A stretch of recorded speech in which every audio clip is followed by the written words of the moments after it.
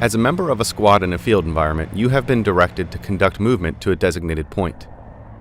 You have a 1 to 50,000 scale topographic map of the area, a protractor, a coordinate scale, and a magnetic compass. It's time to use the techniques previously discussed in the Soldier's Manual of Common Tasks to navigate to the designated point using terrain association, dead reckoning, or a combination of both. To navigate using terrain association, first identify the start point and destination point on your map. Analyze the terrain between these 2 points for both movement and tactical purposes.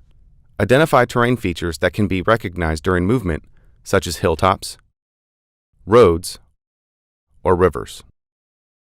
Plan the best route, including checkpoints if needed.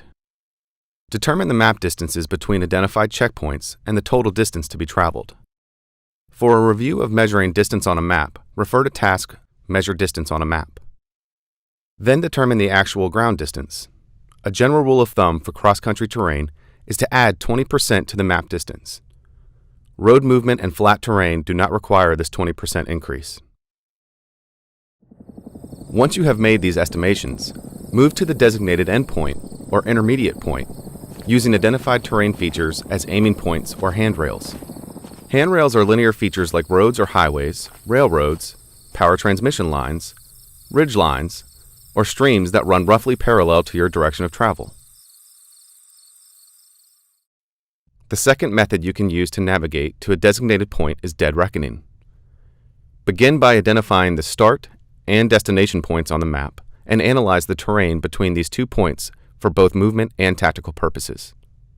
The use of steering marks is recommended when navigating by dead reckoning.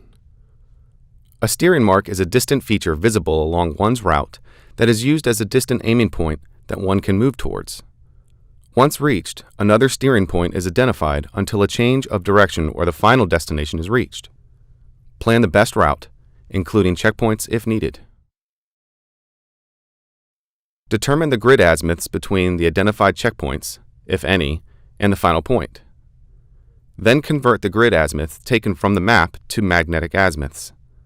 For a review of these procedures, refer to task Determine Grid Azimuth using a protractor and task Convert an Azimuth.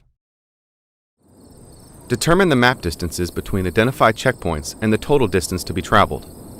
Then determine the direction of movement using the compass. Move in the identified direction of travel or towards the identified steering mark. Determine a new steering mark or confirm the direction of travel as needed. The direction of movement, when not using a steering mark, must be periodically confirmed. Terrain association and dead reckoning are 2 techniques which can be used individually or in a combination to successfully navigate to a designated point. These 2 techniques apply several previously covered tasks essential to land navigation.